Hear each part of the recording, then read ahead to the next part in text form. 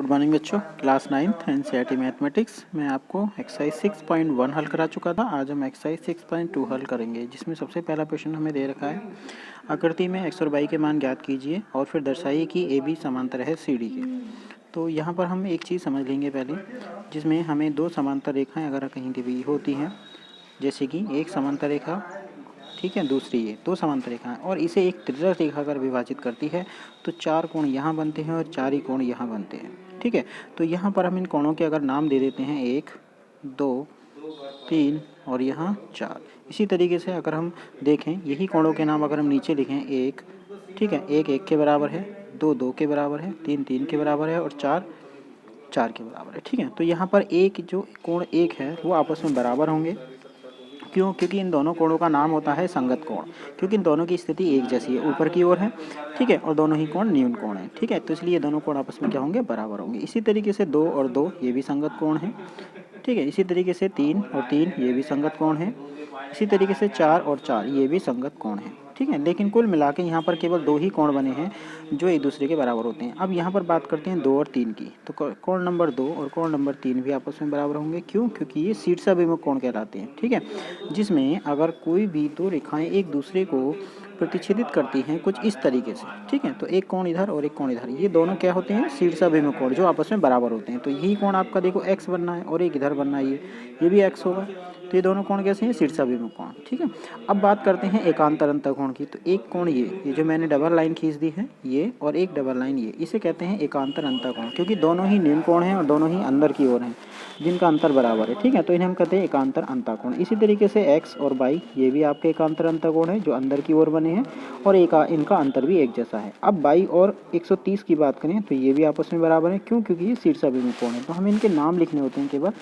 ठीक है, तो यहाँ पर सबसे पहले आकृति में x और y के मान ज्ञात करने हैं हमें, जिसमें सबसे पहले अगर हम x की बात करें तो x के साथ में जो रेखिक कोण है वो आपका, उसके लिए हम कोण 50 का शीर्षाभिमुख कोण लेंगे, तो ये भी आपका 50 हो जाएगा।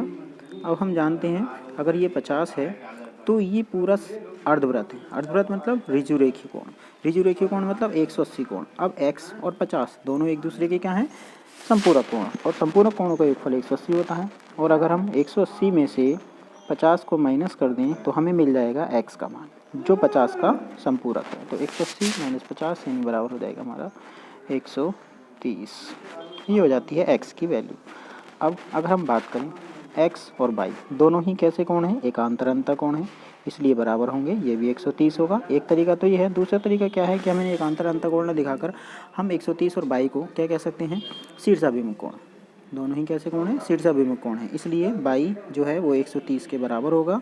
ठीक है, क्योंकि एक दूसरे के शीर्षाभिमुख कोण है। अगर दो रेखाएं एक दूसरे को प्रतिच्छेदित करती हैं तो एक दूसरे के विपरीत और बने कोण बराबर होते हैं।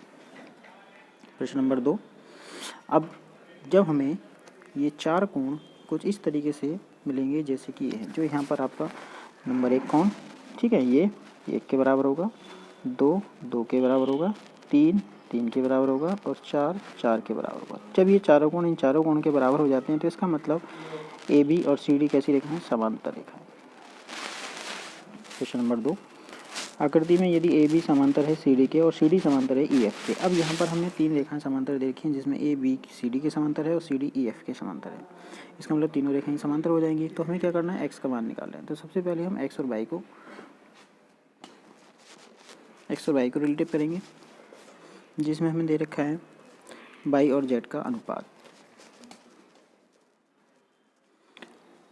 कोण वाई और कोण जेड के लिए सबसे पहले हम क्या करेंगे?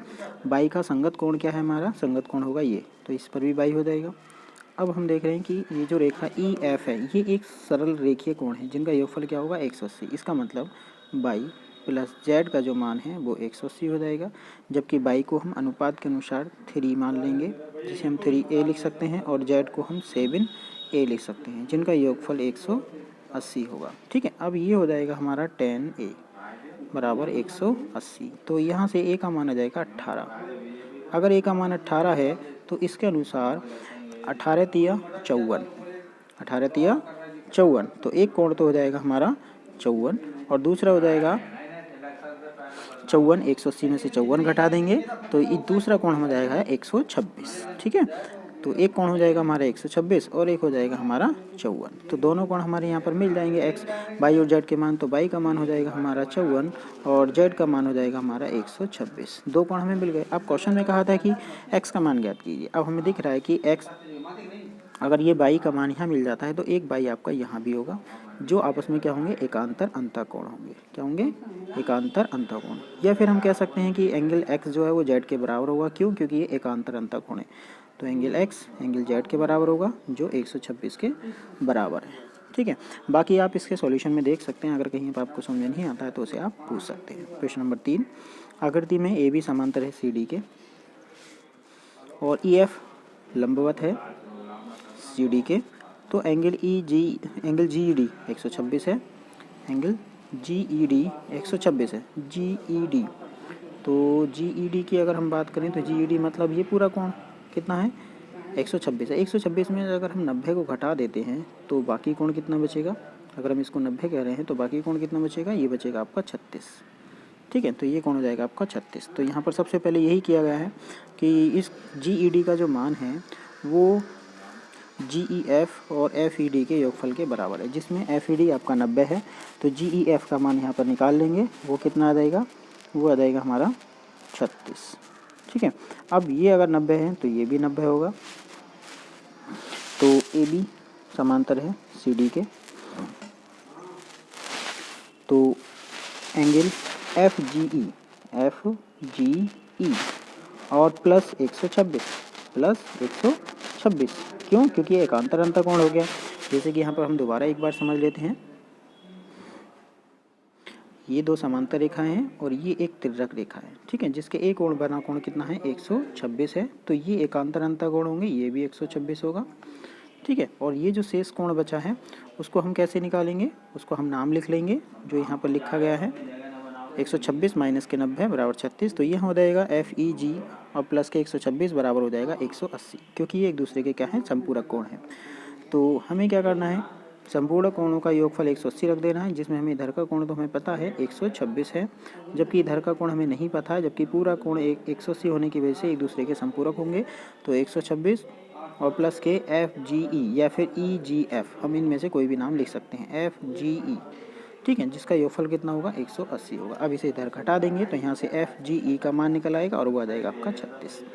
ठीक है, तो इस तरीके से आप इन कोणों के मान निकाल सकते हैं, जिससे आपका ए बी सी डी के समांतर हो जाएगा। 180 में से 126 घटाएंगे तो 54 बचेगा, 36 नहीं बचेगा, 54 आएगा। तो ये दूसरे कोटि संपूरक कोण होते हैं, कोण संपूरक होते हैं, इसलिए इनका योगफल 180 होगा, जिससे हम एक मान निकाल सकते हैं।